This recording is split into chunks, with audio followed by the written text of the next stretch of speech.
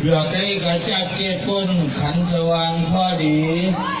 ผมทีนี้ขึ้นมาจากกันมันนี่ขอให้มีเงินหนาไปหาผมเนี่ยบ่เอาเงินกระไรเสียบ่ายดังไปสงอีกอันหนึ่งน้ำฝนปัก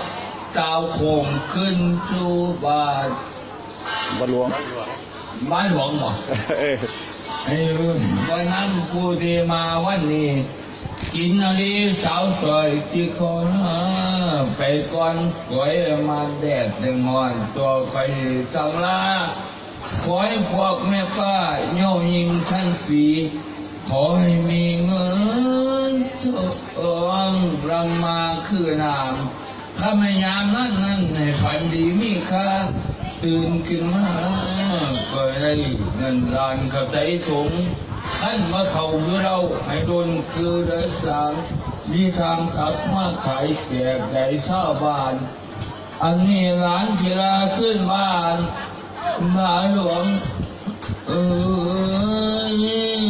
มองอายุสาธุเด้อ